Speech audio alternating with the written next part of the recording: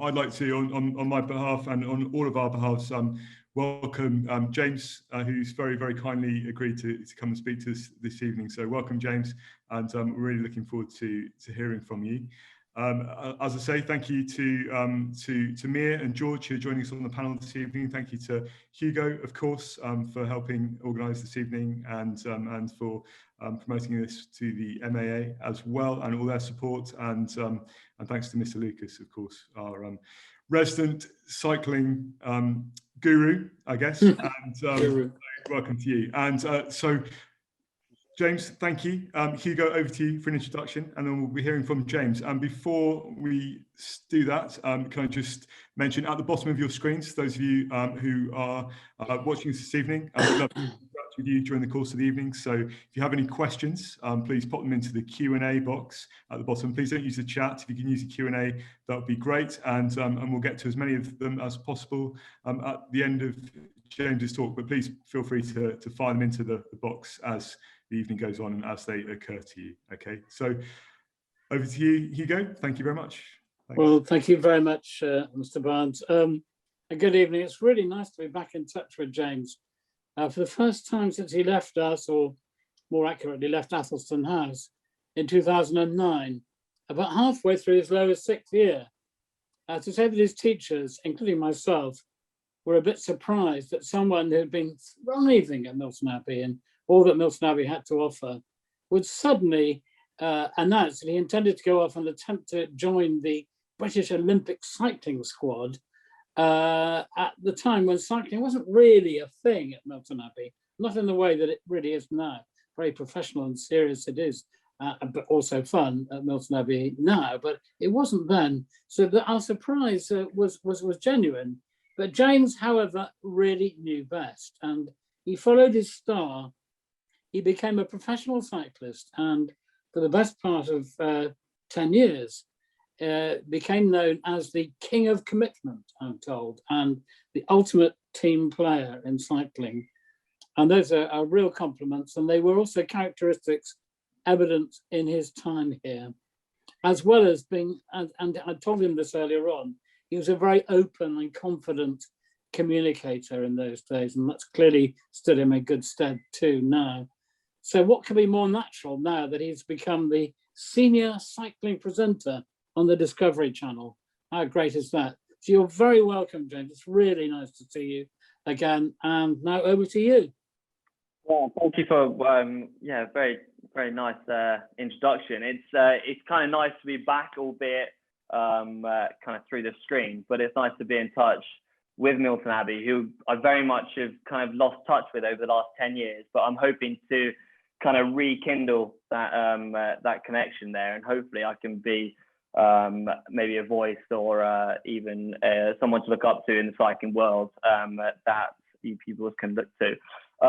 But where can I start, or where do I start? And it's probably best to start at the beginning. So excuse me for my very rushed put together PowerPoint presentation, but this is basically where it all started. I arrived at Milton Abbey. I was dyslexic. I wasn't the best in the academic side of things, but I knew what I wanted, and what I wanted and what I enjoyed was sport. And I loved rugby.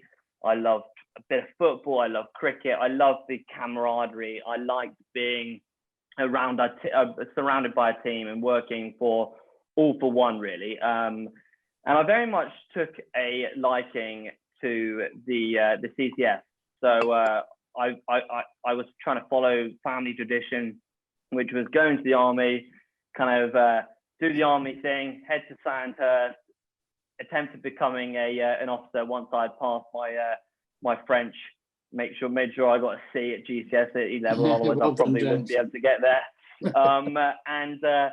And then become an officer, do my time in the army, and then take over family business. That was very much the line that I was said to be taking. I very much went a completely different route, much to my parents' dismay, much to school were thinking also, this is probably not the right decision for you, but nevertheless kind of supporting me in it. What did I absolutely love when it came to Milton Abbey? I remember going to the CCF, or the officers training, and the officer who was giving me our lesson in promoting ourselves or pushing ourselves forward said, "Well, why should we, why should you stand out and instead of the other 1,000 applicants?" And it really stood with me, that, and I couldn't think of why I should get the opportunity to be an officer, or why I should be the one that kind of moves forward and becomes an officer.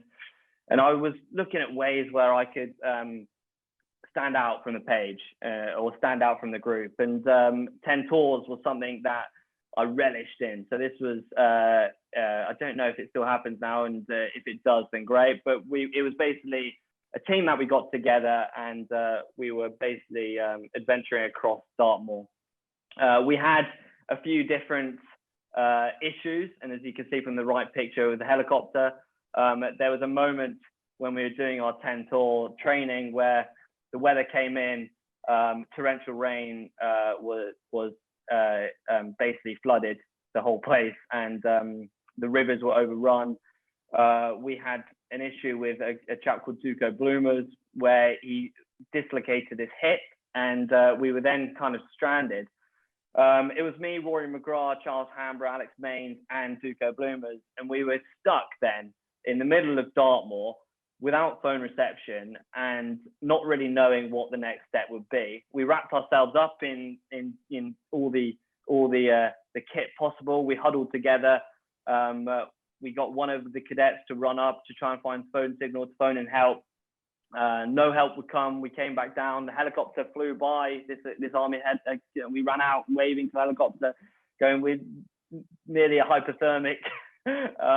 We're school children in the middle of Dartmoor."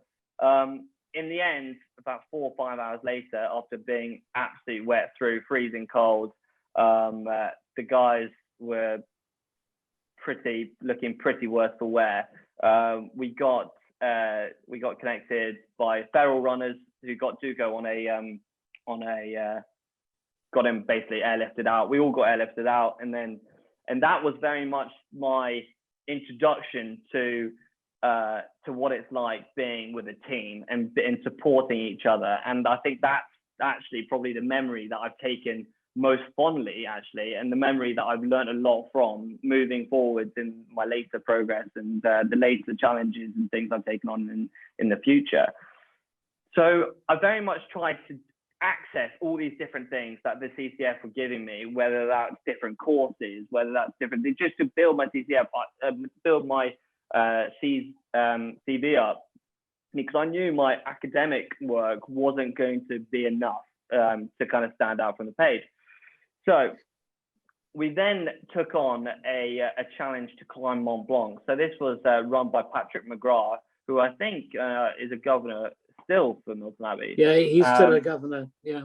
And so Alex Mains, Rory, and I, we decided to take on the challenge of summiting Mont Blanc. And this was something actually the school were really proud of, and it's something that I really got behind. This was the first big challenge that I could take on, and it could really be a feather in my cap, really, moving forward. This was probably one of the best days, or best kind of like few days of my mountaineering career. That kind of like, it kind of started my ambition to do more and to push the limits. We were climbing with the chap on the left. I don't know if you can see, but the chap there on the left with the glasses and the white band, he was the Red Devil. So he actually has the record for skiing, and he's the fastest man to ski down a slope. So it was quite interesting learning from him, someone who had no fear.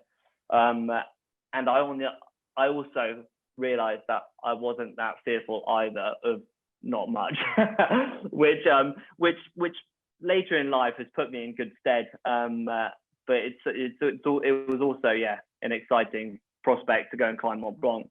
We summited Mont Blanc. We ended up getting a Milton Abbey flag up on the top. And to train for this, I bought a bicycle. And that's kind of where it all started. I bought a bike from Noah's. It's Noah's Ark, which was a shop near me, for £600. It's a Specialized Alley, for those of you who know bike brands. It's not the best bike in the world, but it did me just fine. I absolutely loved it. We started a little crew at Milton Abbey, so I was really interested in running. A fond memory was coming second in the cross country when I was a junior, and I came second in the whole, in the senior race as well. So I knew I had some ability. I knew I was able, my condition or my body was able to fit into the long endurance events. But I did running, and I did these different sports, and then nothing really clicked. So running, I used to put so much time and effort in. We got up at 5 a.m. in the morning. I remember running down the path to Milton Abbas and running up the hills and down and getting back at school, then going to lessons. And it was just hard work. And then my mum kind of basically said, look, what do you want to do? And we all sit down with our parents at kind of the 16, 17, 18 age and go, where do you want to go? And I thought, and I was like, oh, I kind of want to do the army. I enjoy, sports. How can I get better at building my CV up to make it more, basically make the army want me that bit more? And my mom said, why don't you call up British Cycling and you get a coach down and you talk to British Cycling, and you never know what's going to happen. And so that night I rung up British Cycling and I said, I'm this young cyclist. It'd be great to have a chat and to learn about the prospects and a little bit more of an understanding on what British Cycling offer. So I sat there, I remember 16, 17, ringing up British Cycling, and the coach decided to come down and visit us at home. So a coach came down on his way to Newport Velodrome from Manchester and stepped in and said, look, this is what we do. This is the Olympic development program. This is the talent team. This is where, what are your times? What are your, what's your basic, physical, they asked for like 10-mile time trial times and all this kind of stuff, of which I had none. I was going up and down lanes and not much else. So this coach basically said, come up to Newport Velodrome and we'll do tryouts. So I went back to school and trained a little bit on the bicycle, and then I got a train up to Newport Velodrome. And I sat in the middle of the track, not having a clue where I was, what I was doing. I didn't even have a track bike at the time. And the coach never turned up. So this British Cycling coach that I'd rung up, he never turned up. So I sat there in the middle of the track, hairy legs and all. Went to the bike rental where you get your bike and then you get on the track. And I got my bike, sat in the middle of the track, still nothing. Anyway, the Olympic talent team was there, and they were about half an hour later than the position, this kind of slot I had. And I was watching the talent team go around. I was waiting, and I was going, well, I might as well just go home now and kind of call it quits. Anyway, I waited a bit longer, and the talent team looked at me and said, look, why don't you just jump on the track and have a go? So me being me, jumped straight on the track and started whizzing around without any test or without, you now have to be monitored before you can go up on the track with others. And I just kind of jumped on, not really knowing anything of it. And I did laps with them, and I sat behind them, and I was like, hell, this is good fun. Anyway, we all got back in the middle. I got chatting to the talent team, and I said, look, guys, this is amazing. What school are you at? What school are you at? Anyway, they went for a boarding school, I'll tell you that. And anyway, I was wondering, well, I don't really know what to do now. The coach then came and approached me and said, look, how long have you been cycling? All the generic questions you would ask. And I said, look, I was here to meet a British Cycling coach that has never turned up, and I'm not really sure where I fit in. Anyway, he said, go up and let's do some time laps. So I jumped up, I did some time laps, and I ended up beating half the talent team. I was in trainers, hairy legs, and a rental bike. So I was like, oh my gosh, I actually might have something here. So I sat back down with the talent team coach, and he said, the talent team has been is being full up. We've got our 6 spots, but the coach who was on there at the time, a guy called Courtney Rowe, whose son Luke Rowe is now captaining Team Ineos, said, "Look, I'll coach you with a lady called Danny King, who then became a gold medalist at the Olympic Games. And while he was coaching me, I would also be taken under the wing of Luke Rowe." So I was then sat on my first day at the Newport Velodrome going, right, well, I don't really know what to do now. Anyway, got the train back to school, started training. He then said, you need to come up to the Newport Velodrome 2 to 3 times a week, of which Dorset and Newport Velodromes is a fair way away. So I ended up taking the train. I was falling asleep at lessons. It was a bit of a nightmare trying to juggle the two. So it kind of came into the point where what is going to give, and how much am I going to give this new venture? And was I going to be 100% dedicated to this goal? And I think what all changed for me was this decision. I was very much on a path that my family, my parents were very much written for me. I was the eldest son. I was going to take on the family business. I was there to be, my name was put down for the army before I was probably even born. You know, I had this all set in motion, and here I was with this decision to go pro. And the coach sat me down and said, look, you've got 3 things you can fit in. You can fit in your family, you can fit in your education, and you can fit in your training. That is the triangle that I'm giving you. As you can probably see, there's no social in there. So the first thing you give up is social life. Making a decision to take on a lifestyle sport like this, to get to the highest level, physically, emotionally, and everything else that goes in, has to be 110%.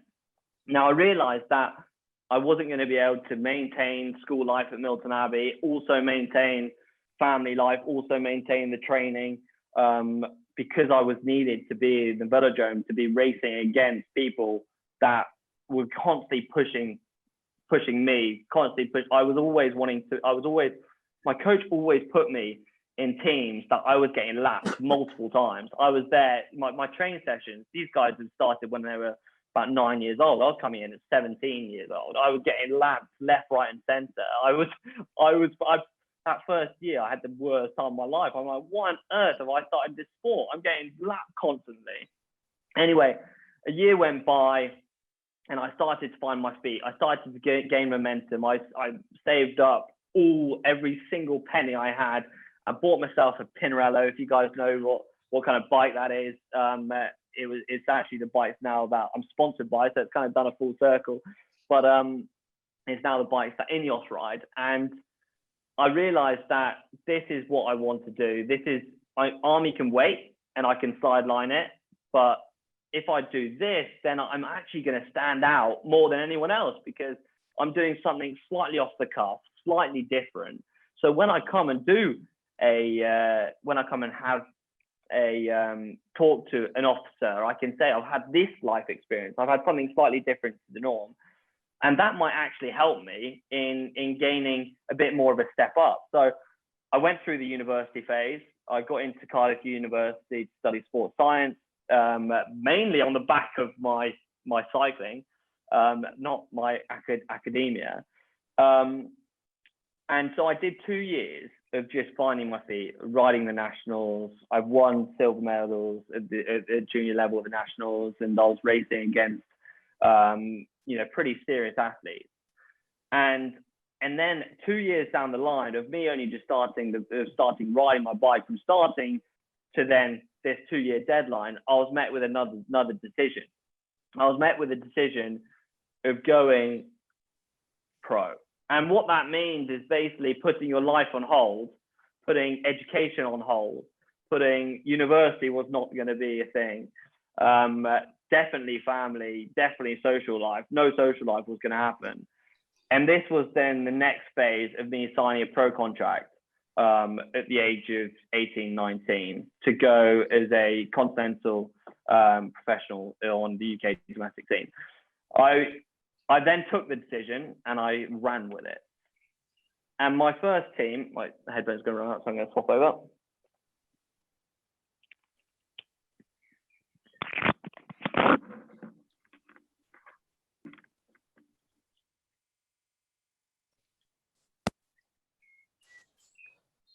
So can you all hear me? We've got a thumbs up. Great. Yeah. So then I decided to take on. What was my first team? What was it about? And why was I lucky to be in that position? I was definitely at the right place at the right time. I met a chap called Magnus Backstead, who I'll go into to kind of introduce in slightly more detail. But Courtney Rowe was very much a kingpin in Newport and the south, the cycling in the south, and he put me in touch with Magnus, and I went for a trial. I went for tryouts, and I luckily got the position of being a up and coming, young, ambitious, someone who they can work with to try and coach basically into the pro ranks. Making this decision, though, was saying goodbye to the British cycling. It was saying goodbye to the talent team. It was saying goodbye to the Olympic development program. It was saying goodbye to the Olympic program, which I was slightly worried on taking because my ambition starting cycling was to compete at the 2012 Olympics. Now, it was to complete the 2012 Olympics and to compete specifically in the team pursuit. Now, going into the British cycling scene in that time was really, really tough. It was so sought after. Beijing Olympics was a huge hit. Athens was a huge hit. We won multiple medals. More money was getting piled into the sport. So I had to make the decision of saying goodbye to what I kind of wanted and what I felt cycling was about, which definitely was the Olympics, and move over to the traditionalist, the road cycling scene. So I decided to make that decision. With that decision came a nice paycheck. I signed for what I thought was a pretty good amount of money, which then enabled me to kind of to take ownership of the decision I made, and it was validated through not only being financially secure through a sport, which I never thought was humanly possible. You get paid to ride a bike, which is still weird to get my head around because ultimately it is my hobby. But the difference between getting paid for it means you've got a lot of responsibility. And if you don't do your job, like any job, you'll get discarded. So this was a team that took me on as the young gun and was willing to work with me and work on my skills and fit me in. I didn't know if I was a sprinter. I didn't know if I was a ruler rider. I didn't know if I was a climber. I was a jack of all trades. And that seemed to happen throughout my entire life. I've never been the greatest, but I've been fairly all right at pretty most things I set my mind to. So then you might be wondering why on earth I put a slide of Nigel Mansell in. And if you don't know who Nigel Mansell is, he is the 1992 Formula One world champion. But he also won the IndyCar World Championship back in 1993, became the first driver to do so. And he's the second most successful British race car driver under Lewis Hamilton. So this chap owned the team I had been signed up for. I had a meeting with Nigel Mansell. This is a guy I didn't really know. So I met Nigel Mansell and I had my introduction. I had my interview. I said what I was about. I said what I wanted to do. I said what I wanted to achieve. I said I was motivated. I'll do anything. I'm on the line. I'm here. I'm raring to go. And I won't stop until I make this team succeed. And I think he sat back and was like, is this guy for real? But I'm willing to give this guy a chance because this is the kind of character Nigel very much is. So Nigel then took me under his wing. I went back to my dad after meeting Nigel Mansell. I said, look, met this chap called Nigel Mansell. Seems like a nice guy. Dad went, you do realise he's probably the most well-known race car driver in history? And I said, yeah, pretty crazy that. Anyway, a couple of weeks later, I went round all his cars. He spoke about his career, and we built a bond. His son rode for the team.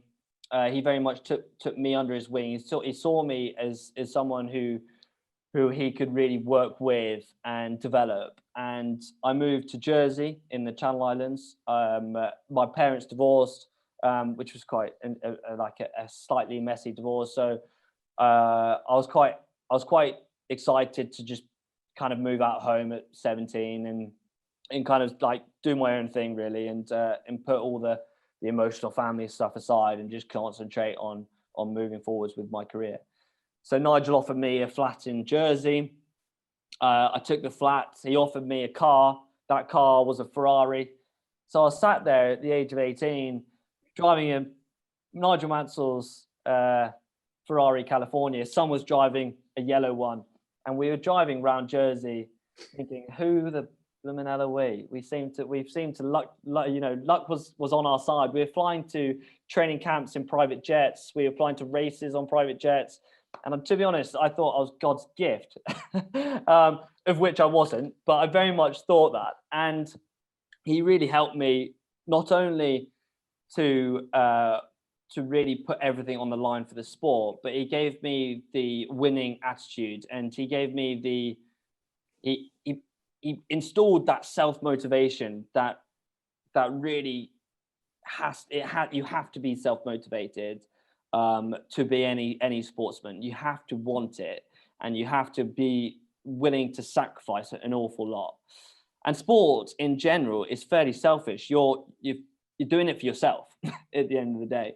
And I was very much willing. I was determined. I had a coach that was keeping an eagle eye on me. I had a nutritionist.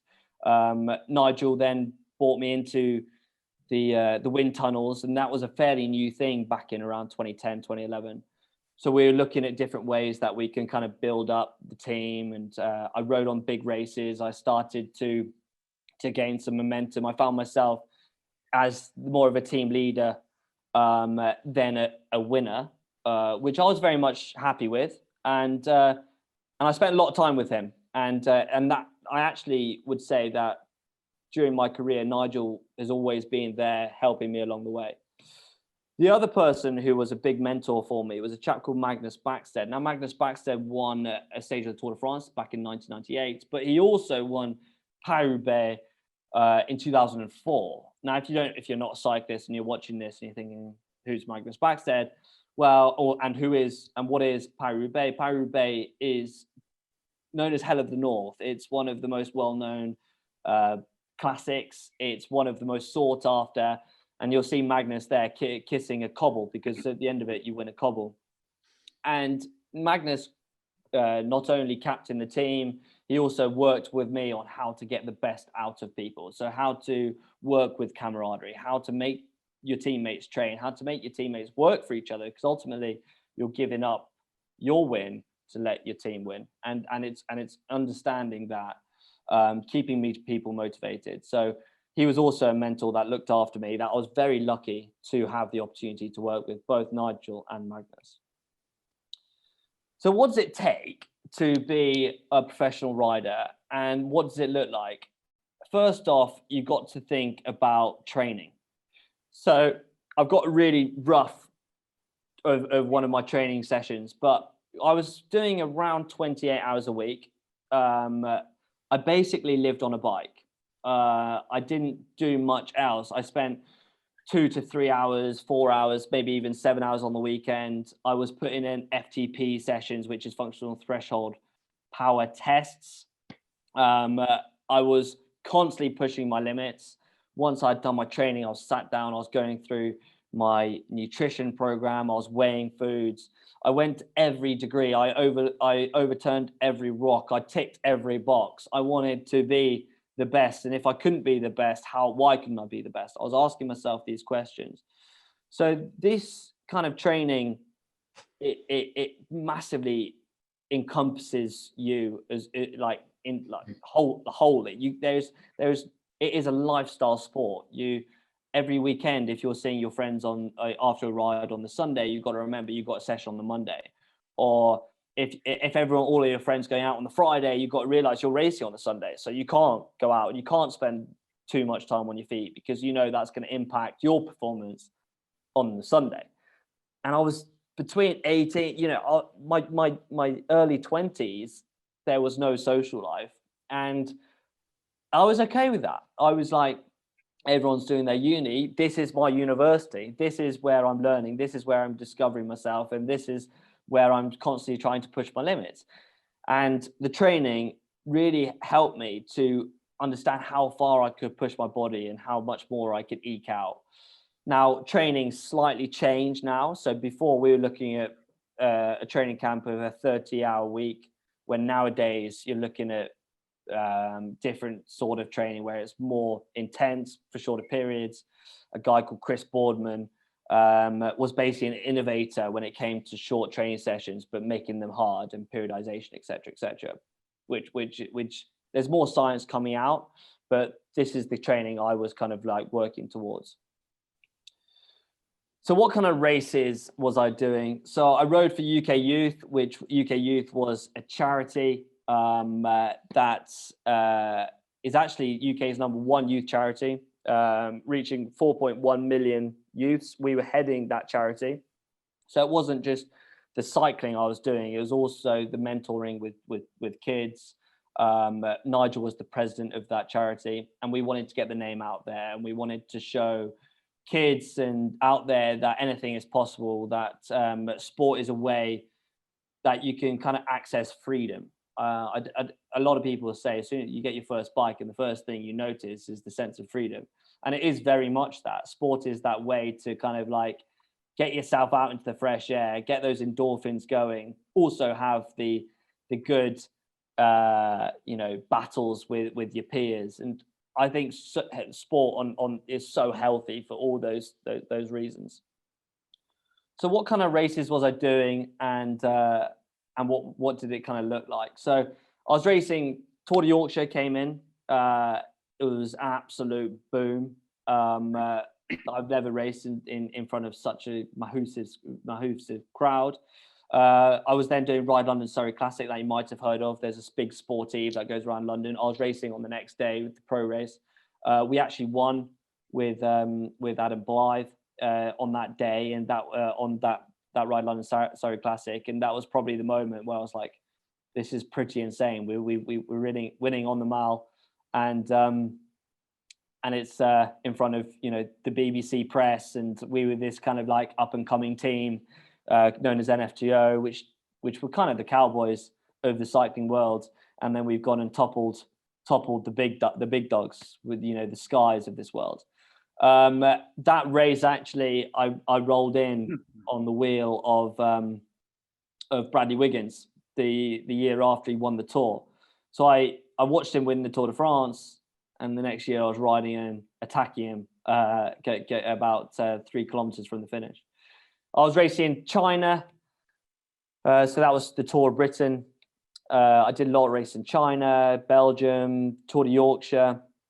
But what is a memory that sticks with me was racing back in the Tour of Britain. Now, for those of you that maybe follow the sport, but I actually got disqualified from the Tour of Britain, not once, but twice. And it was actually quite unfortunate. The story happened where it was stage 4. I was riding the Tour of Britain. I was looking after the team.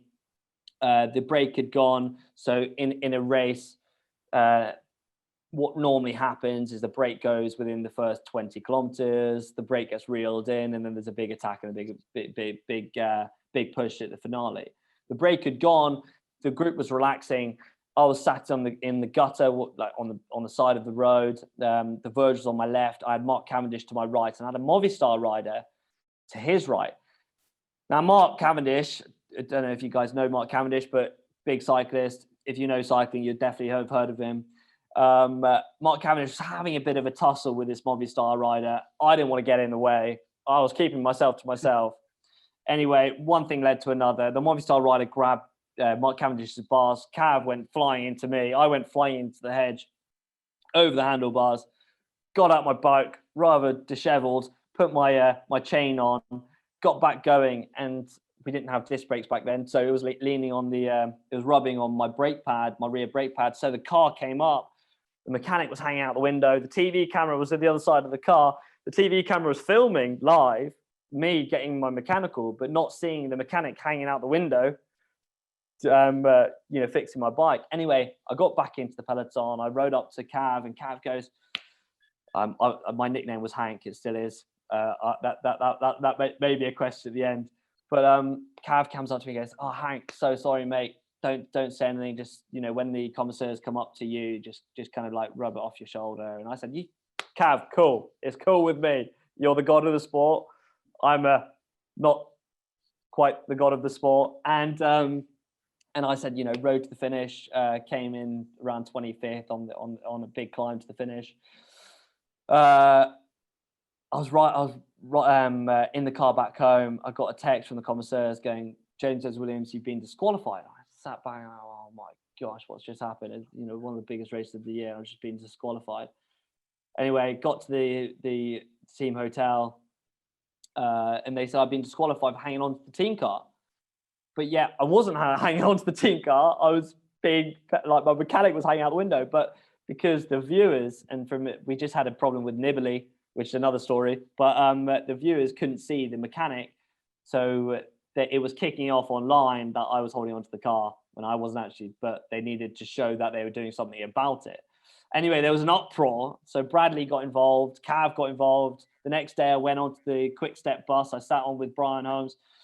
I sat there with Cav, and Cav said, "Look, we've been trying to get the commissaire to change his mind, but nothing's happening." So that night I went home. The next time I got disqualified, it was my fault. I was getting an earful. So when you're racing in the Tour of Britain or in big races, you have a radio in your ear.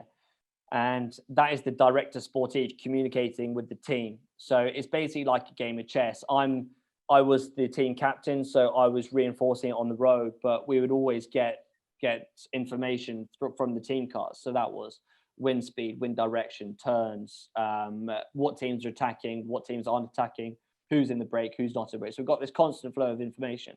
And then I'm trying to decipher what information is needed and what information I can then work and basically, bring on and tell the other team members. The break went, and as we were the smallest team compared to the Skies of this world, we had to be in that break. So I saw a pavement. I jumped on the pavement, attacked across, got across the break. I got my director in my ear going, "Hank, you've been disqualified." I said, "You're kidding me." Anyway, the worst bit of that story is that in the back of the car we had the Stig. A guy called Ben, who was the Stig for Top Gear. He was a guest in the back of our team car. So I sat in the back of the team car after being disqualified for the second time of the Tour of Britain with the Stig in the front seat, wailing, like, kind of tears coming from my eyes from there, going, "Oh my gosh, again, like, how can this happen?" And the worst thing then as well was the next stage was my home stage, where the whole of the South were kind of like really excited to see their home boy going to be coming into the town. So the next day in Cheltenham, I had to stand on the loudspeaker and basically commentate on the race I was meant to be in. So that was a rather not my best story. So what was it like riding with the best in the world? And it was quite something, I've got to say. So I went toe to toe with Sky a lot of the times. I was looking at joining Sky at one point, but when it comes to pro teams and world tour level, when you're looking at a team, you very much look at it in a logical way. You look at it like an engine. So every engine needs different parts to that engine to make it perform to its best ability. Where I fit, seemed to be a character or a athlete in the position that I was going to be taking the role of. So I found it really hard to make it and to break it into the world tour, because the position I was the jack of all trades, the captain of the team, the guy that everyone could rely on, the guy who would be there on a mountain finish, but also be there on a flat stage, also be there in the Belgium Classics. And in that role, where there was about 2-3 in the world tour, and I just can never break that mold. I could never break into that market. And when I got into the sport was on such a high. There was so much money being flooded in the sport that the competition was so high. It was so competitive. So I didn't make the Tour de France. So the biggest question I get was, why didn't you ride the Tour de France if you say, you know, you're riding for a living? And the reason is not only that it was fairly political, but there wasn't a position in the team where I was right for that moment. It was a bit of a blow, I'm not going to lie, but as we all know, the older generations among us will know that you will have many blows in your life, and it's about getting back up, and it's about reorganizing, and it's about hunting for the next challenge. And the Tour de France, the Olympics, they were my goals. They were what I wanted to achieve. Am I gutted? Absolutely. But would I regret making any decisions prior to all these decisions? Absolutely not. I've learned an insane amount of lessons. I've learned how to get the best out of myself. I've learned how to get the best out of teams. I've learned how to put everything on the line, and this has really set me up quite nicely for the next phase. So I retired at 27, which for a lot of people would say, you're retiring at 27. This isn't even your prime. You know, cycling is a sport that you only get better with age. It's like a fine wine. You get to a point, and then you're out. Get to the point of, I mean, I say that Valverde is still riding and he's in his 40s, but I realized that I'd hit my peak, and I didn't want to give another 4 years to a sport that I already feel like I've eked enough out of. I had many crashes. I was known for pushing the limits. The far picture on the left was me attacking the Tour of Britain. And then the first corner I hit was a wet corner, and I went sliding off into the crowd, and the crowd ended up having to pick me off the floor, and the peloton came round about 2 minutes afterwards. So that was slightly embarrassing. But I took this decision head on. And as any professional athlete or any professional sportsman will say, the hardest decision is moving away from a sport that you've given your whole life to. And it very much is like that. It feels like you're starting life again, because you're putting aside something you've ate, slept, you've revolved your whole life around this certain sport, and now you're looking at a whole different way of looking, a whole different career path. And a lot of people really struggle with it. A lot of my friends I'm very close with people like Teo, Adam Yates's, Luke Rowe, all these riders that are still in the World Tour and are still performing incredibly well. But then the people who kind of retired within slightly later than my generation are all finding it really difficult to kind of like get back on the ladder and find the incentive and the fight and the hunger for the next challenge. But for me, it wasn't like that at all. I very much closed that book, and I looked at different avenues. I opened up opportunities, and it's something that we'll come back to. I then found out that that I was interested in the media. I was looking at talking to Eurosport. I was actually looking at going with different channels in the US, and Global Cycling Network picked me up. So you might be wondering, who on earth is Global Cycling Network? Now, Global Cycling Network is a YouTube channel that started originally with a Google fund. So Google created a pot of money that they wanted to put into YouTube to make it a place that channels, so it wasn't just 10-minute videos, but it was constant video content that people go on and stream. It's kind of like Netflix. Now, YouTube then has become this absolute ginormous platform that everyone uses now. But I kind of joined 2 years ago. GCN, it was just the channels. So we had Global Cycling Network, Global Mountain Bike Network, Global Triathlon Network, and we had around 1.6 million subscribers. They were very much the who's who of cycling media. I joined, and then there was this big deal with Discovery. Now, Discovery isn't just the Discovery Channel, so Discovery Channel is part of it, but it also owns Eurosport. It also owns, a Food Network. It's got a running budget of around 2.5 billion. You're looking at asset worth of 35 billion. So this is a huge, huge corporation.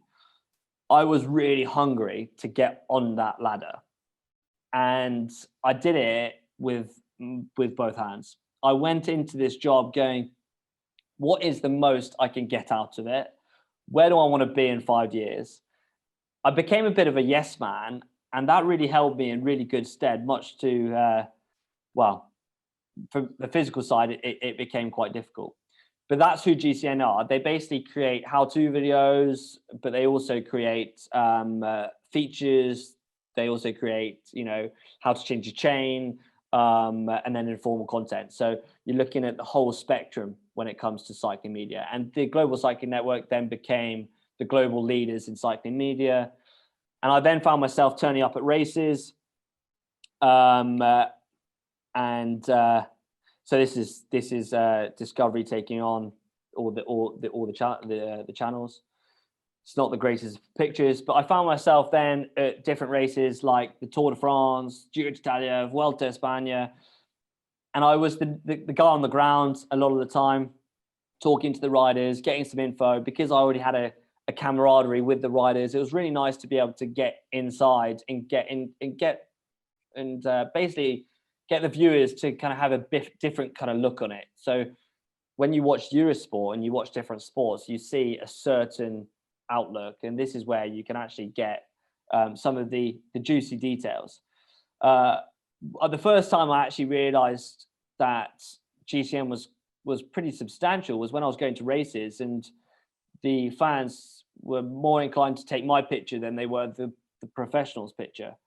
And then I kind of got this thing that YouTube was pretty big, like I was creating these videos and multi-millions around the globe were watching these videos, and I was turning up to races, interviewing professional riders, and I then had to stand next to the fans, but the fans didn't want pictures of the professional riders.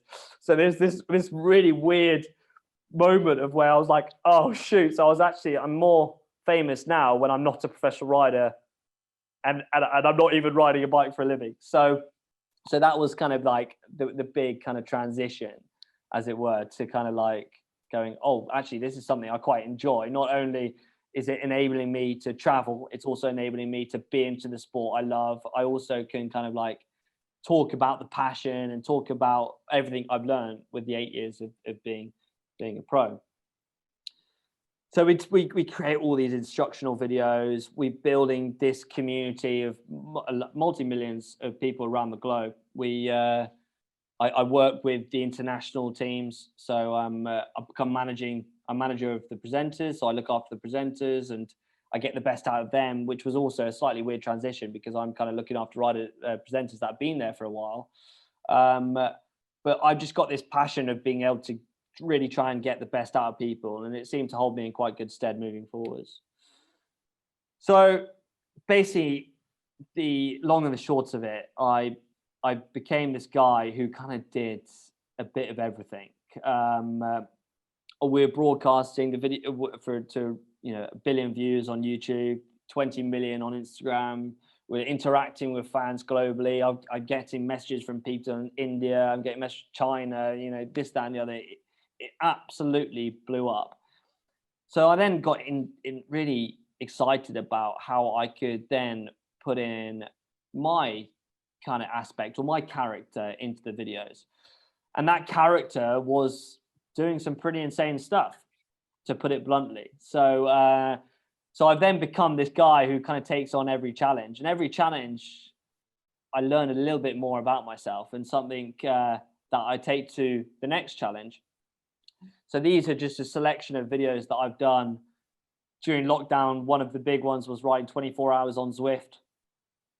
And I genuinely mean that I just spent 24 hours in my home riding Zwift. I rode 726 kilometers. I had people joining me from around the world, and I didn't get off my bike basically for 24 hours. I recommend not trying that at home, but you understand what it's capable and what you're capable of. And I'm telling you, you're capable of a lot. What's it like to be in front of the camera? it's pretty nerve-wracking. I'm not gonna lie. My worst kind of like my first video I did was on a climb called Alpe d'Huez. I was on Dutch Corner. I was presenting in front of a lot of people, and I was trying to get my lines right. So a lot of it is scripted. It's scripted because to keep it concise, so you're not blabbering. As you can see, I'm a really good blabberer. I can talk forever. So I'm gonna get someone to step in if I overdo the time. But then I started to grow with it. I started to get creative with the filming styles. I got creative with the content I was creating, and then I really wanted to hit some challenges hard. And this was basically became my USP.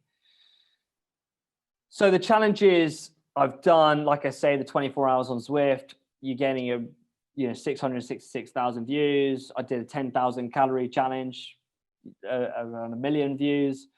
10,000 calories is a lot of calories to burn in one ride. Let me tell you that. Don't try that one at home. Like, we spent 12 hours on the bike and we had to average 230 watts for 12 hours to enable us to burn the calories needed.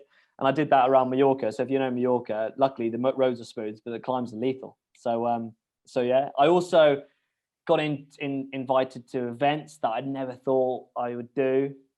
This is a Red Hook crit in Milan.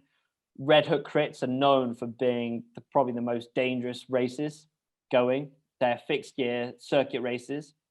You have no brakes, and they are known for massive crashes. I did crash. Luckily, I got back on my bike and came in 11th. But that was a really, really nice way to kind of like get my racing back into the game. But I also got that motivation for racing and doing something slightly different. So I wasn't comparing it to riding the Tour or riding the Giro or riding the Tour de Yorkshire or Tour of Britain. It was a whole new challenge that I could grab with two hands. And the next phase is introducing GCN Plus. Now, GCN Plus then became this, it's becoming this home of cycling. So live racing, commentary, documentaries, everything you need in one place, we are creating with the backing of Discovery. So not only is YouTube going to have a platform, but we're also going to we're broadcasting around the globe, longer content. We're basically trying to engage the fan, not only with user content, but also with understanding racing better and also understanding the history of the sport. Now, the documentaries I very much took with both hands was the challenges. That my challenges seemed to get bigger and bigger and bigger. And I'm hoping that this is going to work. And tell me if you can still see this, but this is this is the promo to what GCN Plus. I met this chap called Mark Beaumont. He's the world record holder for cycling around the world. The first introduction to ultra endurance was this. The challenge was to ride from Paris to Lyon on 100-year-old bikes non-stop to reenact the Tour de France back in 1903. Let me tell you, that was insanely tough. It was my first ride on a medieval bike. It felt like the saddle was pretty horrific. The leather was draped over the rails. It was incredibly painful. We tried to do it as uniquely as possible, realizing that if we didn't make it, we just knew that those guys back in 1903 were just gladiators of the sport and so much harder than us, new to cycling types that are very used to a thick chamois. So that was a really interesting one. I'm not going to show you too many of the trailers, but if you're interested in seeing some of the trailers, check out, just type in 1903 into YouTube and you'll see some of these documentary trailers. I then did 24 hours. So I rode in November from Bath up to as far north as I could go. It was horrific, another horrific one, but in all these things, I was just learning that I can just push myself beyond the limits. And every big challenge I did, I realized I could go that bit further. And so the 24-hour challenge was another one that was tough going. Patagonia was another film I did around adventuring around Patagonia. It was a place I've always been passionate to go to. I've always wanted to go to. And then I was there with the whole crew, and I was bikepacking around Patagonia, and it was genuinely one of the most incredible places I've ever been to. We broke the records for the Guinness World Records for the penny farthing. So there you can see me on a penny farthing trying to break a record that stood since the Victorian times. I also broke myself in doing so. So I don't know if you've seen that one, but if you're squeamish, don't watch it. But I had an issue on that bike that the saddle broke 30 minutes in, and I spent the last 30 minutes riding penny farthing. That wasn't very comfortable. And then the Chile, the trailer you've just seen, that is me climbing 7,000 meters, similar to what I did all the way back when I climbed Mont Blanc. But only this time I'm doing it with a bike on my back. And the Guinness World Records was to climb to the summit and then descend 300 kilometers to the Pacific. Now, it's not only difficult to make the summit, but that's the beginning of the record. The record was to do the longest ever descent. Now, I could talk for donkey's years about, you know, the specific challenges, but I realize I've already spoken for an hour, and time is ticking. But if you want to know more about it, you know, then get in touch or check out the films. So here you are. We come back to the start. Only this time I've got a mountain bike on my back, and I look slightly more adventurous than when I started, a youthful self with hairy legs. Now I am someone with 8 years of professional career in them and 3 years of presenting, and the challenges I've got planned are bigger, better, and scarier than ever before. But luckily, I've got a TV crew behind me to capture every minute. The plans moving forward is also to go more into the direction of content planning, also work with Discovery on some exciting documentaries. I'm also looking at starting a channel and breaking the US. So I've got a load of things that are going on, and I'm also being an entrepreneur, as it were. Started 3 businesses, and yeah, like long may it continue. I kind of like have devoted myself to work at the moment. So I'm hoping I'm not going to have to keep up challenges, world records, businesses, and some sort of family life in between, but we'll see. I hope that gives you a background in a really. I realise I've spoken really fast, but I think there was a lot of stuff to get in. Yeah, look, James, you clearly you're still a very young age. You had an absolutely fascinating career so far. So it was incredible to hear all about it. I'd like to invite, if anyone out there has got any questions, then please do pop them into the Q&A. Mia, forgive me for doing this, but we've got one of our Middlesex people's, Mia. Hello. So, I was gonna say something. So I was wondering, so in sport BTEC, I'm currently studying like current issues in sport. So I was wondering what you think like the biggest issue in like cycling today is. That's a great question. And a question, the answer I think you're alluding to what I say. Would be the drug issue, but the drug issue.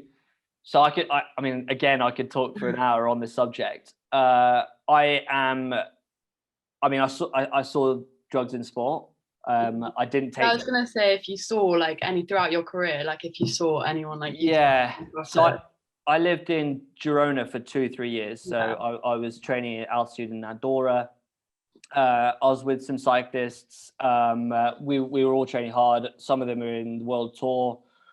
Some of them have been banned. But at that moment, I came into the sport where drugs became drugs. It wasn't the era that cycling was back in the day of the 90s with Lance, with all these with EPO coming on the scene. It's a fascinating era of the sport, and something that I still look up to the likes of Lance Armstrong. I look up for his determination, his willing to win at all costs, but at the same time, you know, he's a really interesting character. The drugs in the sport now, I think they are in the sport, but they're probably not at the level. So I got tested around about once every 2 months. I got regularly tested at races. we had blood passports. So the way blood passports work is you have your anti-doping, and that they take your sample, and they can monitor the levels of the blood throughout. So it's really hard to dope nowadays. Yeah. Did I see it? Yes. Do I think it's happening now? I think there's a gray zone. There's things like painkillers that are on the scene that it's kind of like, it's the ethical reason. What's the worst thing in the sport though? Drugs is, so if we put drugs to one side, the other thing is the female cycling. I think that needs a lot more help. I think that needs more exposure. I think I'm working with GCN and Eurosport to create more live racing and more coverage of women racing. And the more coverage we can generate, the more interaction we can get from the fans that are going to basically connect with those races more, and also opening up the tour to a women's Tour de France. So I think that's the area we need to look at more. But the doping thing, it's a lot less than it was. Did I say it? Yes, but I wasn't seeing bags of blood, that's for sure. It was more on the painkillers, and it was more going to pharmacies, and there were like 18-year-olds, Italian 18-year-olds that were suspicious, to say the least. But I kind of like, I never got tempted. I hope that answers the question. It was a good question, I have to say. Thanks very much, Mir. Thank you. And I think we've got George with us on Harry's laptop. I'm here. My laptop died after the call crashed. Yeah. Sorry, that's probably my fault. George, have you got any questions? I do. You said you crashed quite a bit. Did you ever find it hard getting back on the bike afterwards, if they were particularly bad crashes? I dislocated my shoulder racing around London. I ended up riding 3 laps with a dislocated shoulder that I don't recommend doing. But in the moment of the crash, you've got so much adrenaline that is pumping through your body. The one thing you're thinking about is getting back on your bike and getting to the finish line. And it's only about 10-20 minutes in that you're going, actually, that's really pretty sore. I crashed a lot, but I didn't break any bones. I was always wanting to push the limits of what my tires were capable of, and to find that limit, I had to fall off eventually. And it was fairly calculated risks, but I never found an issue of getting back on, because I seem to be that kind of guy who just finishes at all costs. So I luckily didn't have too many drastic falls or substantial falls. Thank you very much, George. Mir and George, please jump in if you have any more questions. I just have one more question. So obviously you gave up quite a lot at quite a young age, and I was wondering, do you think it was worth it to give up so much at such a young age? Do you feel like you missed out at all? I think so. I think it's another good question. I think you, naturally when you're in that 18 to 25 year bracket, when everyone's hitting university and the social is, it's a moment of your life where the social life is king. You do everything for your friends, and the number one thing is partying. I realized that in order to give this a shot, and I had so much on the line, that I just had to go, jump in head first. And we had October as our party season. So in October, that was the moment where we could just go out, get on the beers, see everyone, but it was condensed. So I had a year of partying condensed into a month, which probably wasn't the most healthy thing to do. But once you get it out of your system, you can then go and get back on the train, as it were. But I think the biggest thing for me was that, people, I had all my university peers were sitting there, saying about, what the degrees they're doing. And I was kind of sitting there with that, at dinner parties with a whole different outlook. I had a whole different load of experiences that actually that people found really interesting. So I didn't really, worry too much about what I missed. And I realized if I didn't give it that 8 years, I wouldn't be in the position I am in today. So, but I definitely missed out on a fair bit of social life, that's for sure. Yeah. Great, thanks. Great question, Mia. I'm just going to jump in with one from the floor, James, if I may. How much did you feel like you were risking when you first chose to do cycling over all of your other plans, and what was it that made your choice definite? Cool. I was risking everything. So to put it bluntly, I got written out the inheritance. My family took it quite strongly that I was taking a completely different route. And I have a very traditional family.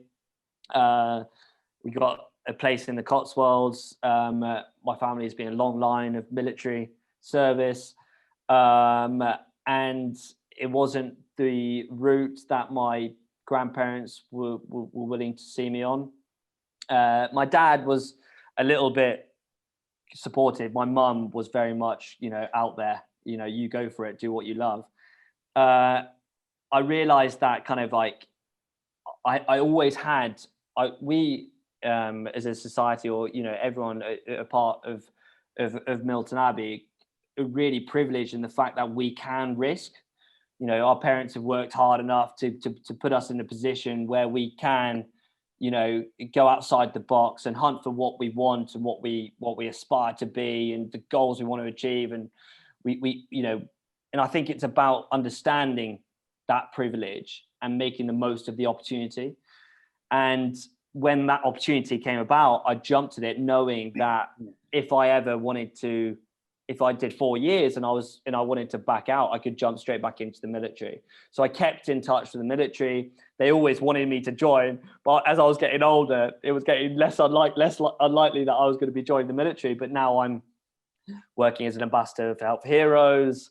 I'm working with the Roller Czars now. I'm doing videos with them, and everyone's getting into cycling. So it's all come round in circles, and they see me now as someone who's taken a different path and now become a presenter and now doing world records that, now I can kind of give something back to the army. But I don't think if I went into the army, I feel like I've gained an awful lot through the path I've taken. But did I risk a lot? 100%. And that's why I had to make it work. Yeah. Thanks very much, James. James, also, I'd be really interested to ask, what would your advice be for pupils who are interested in cycling but are unsure as to whether it's for them? What would you say to that? Cycling is a sport that the number one thing, anyone can do it. I'm actually trying to find someone who doesn't know how to ride a bike to do a video with, but actually it's quite rare nowadays to find someone who can't ride a bike. But it's really accessible to everyone. It's getting more and more accessible. It's getting more. There's more different types of cycling. So there's the gravel bike, there's the mountain bike, there's the urban bike. There's the road bike, and there's such a diverse, set of disciplines within cycling. If you're kind of like wanting to dip your toe in, you're not that confident, take out a mountain bike, go around the hills and the woods around and go and explore and get that sense of freedom and those endorphins. It's a social sport. Get out with a few mates and go and have your own little adventure outside of school. And then if you're in school, and it's about being part of a group, it's getting a few mates together. It's about getting involved in a club. It's having that social aspect. But it's also about, pushing each other to get fitter or get a little bit faster, and it's about helping each other out. And I think if you can lean on your teammates and understand and get some of the skills, to that actually really set you up in later life, but kind of like lean on them, talk to them, and you'll build up your confidence slowly but surely. And before you know it, you'll be setting yourself your own challenge. Now, I understand my challenges are fairly out of reach to a majority of people, but if it's a challenge of, doing 30K, if it's a challenge of doing 50K, if it's a challenge of doing 100K, set yourself a challenge and work towards it. And let me tell you, once you complete whatever that challenge is, you'll be a better person after it, because you will understand that you can push your body a little bit further than you thought, and you'll become more confident when you come to engage in other slightly uncomfortable situations. And I always say, seek discomfort, go out and be uncomfortable, because when you're uncomfortable, when you're nervous, and when you don't think you can achieve something, that is when you build, that is when you learn, that is when you grow.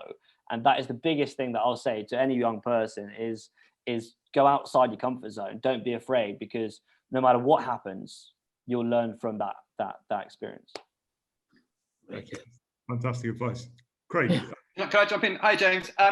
Question. One of the lovely things I really enjoy personally working with some of the cyclists at Milton Abbey is their relationship with cycling, with the bike, is all very, very different. Some of them like the sense of adventure that comes with it. Some of them are in, they want to suffer, they want to be racers, they want to be competitive. Some of them like challenge. It seems as though your relationship with the bike has changed over your career as well, from being the racer and now perhaps undertaking challenges. How would you describe your relationship with cycling at the moment in 2021? So so back being the racer, the relationship with the bike was a job. I had to meet my goals. So that was going to races every weekend, racing around 50 times a year. That was hitting numbers, that was hitting power numbers. And I lost the love of it. I loved the racing. I loved the competitive aspect. I loved the camaraderie. My mum's always said it's like bike army, because it very much is that same. It's that same kind of feel. You've got that same kind of like cadet. You're all working for each other. You darn a sword, as it were. And so I loved the training. I loved pushing myself, but I saw it as a job. And every day I'd wake up and I'd look at my training and I would be like, oh, bloody hell, I've got 7 hours to do today. Here we go, strap up, knuckle down, job done. When now I'm seeing it as a hobby. I'm seeing the bike as somewhere where that can take me places. I'm climbing to the world's highest volcano with a bike on my back. I'm exploring Patagonia and I'm camping in the wilderness. And I'm about to go to Alaska to race against dog sleds, 500 kilometers across Alaska in winter. So I'm building snow caves to sleep in with a fat bike, and I'm able to travel, and this bike is enabling me to take me places that I never thought I would be able to go to, and meet people I never thought I'd be able to meet. And so I've fallen in love with the aspect of adventure, and I think that's the biggest thing that I love now, is just I'm able to just go to these insane places, meet insane people.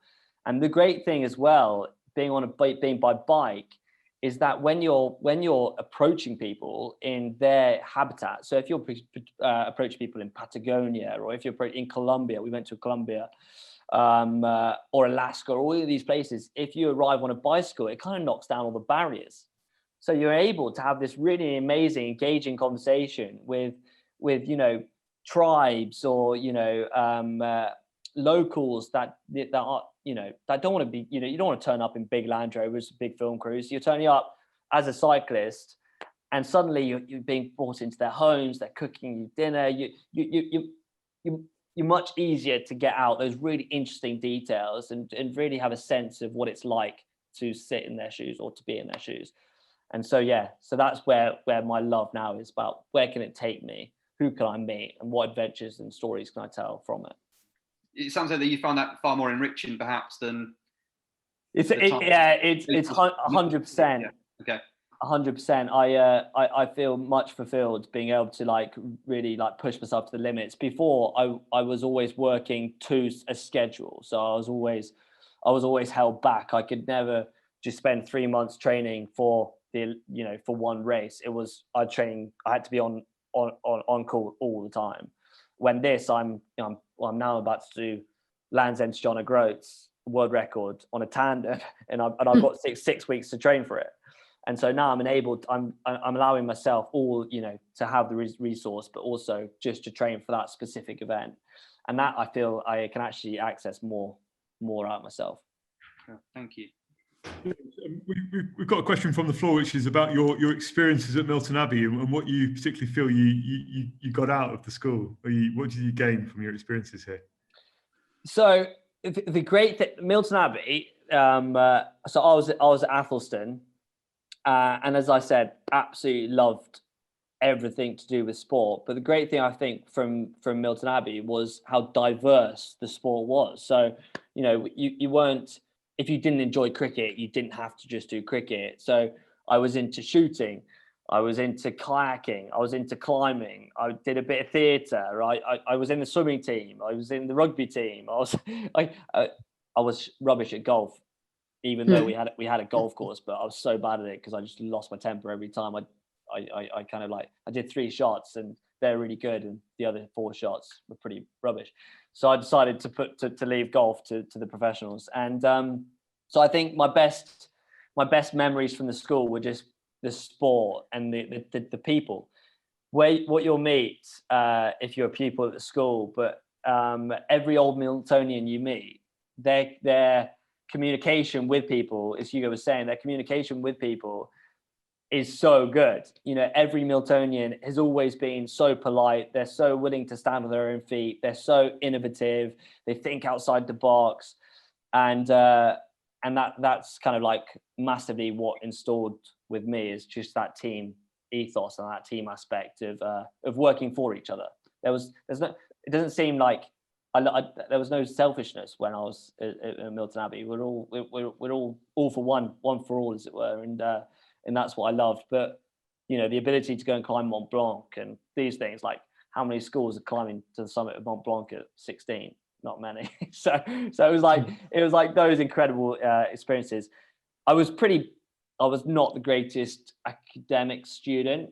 Like I tried really hard, but I really struggled with just sitting down and just like cracking on. But luckily, we had good masters that were able, like, coaching me through the fact that I did have to stay at my seat and do the homework. Otherwise, I couldn't go out and do the things I enjoyed. But I would say, like everyone says to those at school. But the one thing I would say is just take up as many opportunities as you get. So if there are courses available, make the most of them. If there are adventures, if there are cycling clubs, get your name signed up to those clubs, because you'll lean on them in the future when you're looking down your CV and you go, actually, I've done a lot. So make the most of those. Can I just say, James, that if you don't mind, Mr. Barnes, I think you're a really good ambassador for everything that the school does represent. And can I just ask you to go back to what I said right at the beginning? 2009, you made that decision to leave the school. I take it it's not one that you regret at all now, and that everything that's happened since then really justifies that. Yeah, I've now taken, so filling in with that last story. So my grandparents were very unhappy about me, so hence they weren't that happy, written me out. Anyway, I've now taken over the family business. They watched me riding the Tour of Britain. They came around in the end. So I think it just shows that, like, if you are 100% committed to the path you want to take, and you put every ounce of time into making that happen, you will be successful at it. And even if you don't hit the goals you once dreamt of, you'll hit this, even if you hit that lower tier, you will still be successful. So now, like I say, running the family business, started 2 businesses, and now I'm doing, cycling world records at the same time. It's, I didn't think I would be in this position 10 years ago, but here we are, make the most of the opportunities.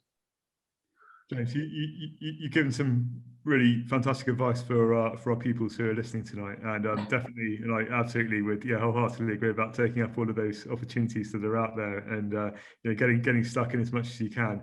James, you've been so generous with your time this evening, and it's been absolutely fantastic to have you talk to us. Before you go, I know Hugo wants to say a few words. But I know, Mr. Lucas, if you would like to jump in right now, that would be great. Yeah, that's right. Just quickly, thanks again, James. Just go Mr. Barnes's thanks there. It's greatly appreciated to have you sharing, your story and your experiences, and being such an inspiring figure. We're sure you've got a load of cycling jerseys or kits that you've kept over your years. Is there a tour series winning now, I believe? At some point, yeah. I'm sure there's a drawer somewhere filled with the things. But we're pretty sure one you haven't got perhaps is a Milton Abbey one. So what we're going to do is going to get that over to you if that's okay. So we've got No, another that's great. team jersey for you. Oh, I love that. We'll get that in the post for you. All right, so there you go. It's the white summer edition as well, because we all know that white's best, don't we? So, Do I get some white shorts with it? Of course. Is that too bold? white? I don't have the white kit. No excuses now. Yeah. So yeah, given what you've achieved, both as a professional and in the media, it's only right that I believe that you get one of those. So we'll get that in the post to you, James, and hope you enjoy wearing that in the summer months. Oh well, thank you very much. And like I say, I'm when COVID allows, I hope to come back and maybe go into a little bit more detail. I've very much brushed over the surface, but if there's any challenge or if there's any certain specific detail that you feel would work for you guys and would help, it'd be nice to get down and get out for a club ride and kind of have a look around the school and check out my old dorm and engage with some of the pupils. So yeah, I look forward to visiting in the future. Yeah, we'd love to have you. That absolutely, Hugo. Yeah, no, well, just to add, James, you've got two ex-Athelstone housemasters here on this call, and so we'd be very, very pleased to welcome you back to Athelstone, not just to Athelstone, but to the school. And can I also just say, James, you said to me in an earlier conversation this afternoon that you saw your future as a motivational speaker, someone who can get the best out of people. Well, I think you're already there, frankly. Your talk has been really motivational and very inspiring this evening. So thank you very much. And we look forward to seeing you back at Milton Abbey before too long. Yeah, it's my absolute pleasure. And like I say, if any opening up the floor, any people who wants to get in touch that has any questions, I know it's very 21st century, but if I have got Instagram, and if there's any questions that you guys have, then fire them over, and I'll try and answer them as fast as I can. But I look forward to being a part of Milton Abbey a little bit more than I have in the last 10 years anyway. So thank you very much for the kind words anyway. Thanks, James. Thank you so much, James. And yeah, so thank you all for what I think has been a very, very enjoyable evening. And thank you to George and to Mia, and of course to Hugo and to Craig for joining us on the panel. Massive thanks, of course, to James again, and thank you to all the attendees out there. Thank you for joining us. It's been great to have loads of the pupils, BTEC sport pupils, and pupils from across the school and staff as well with us this evening. So I'm going to let you go, James, and everyone else, and enjoy the rest of your evening. Thank you for the great questions, and good luck in the future, whatever you choose to do.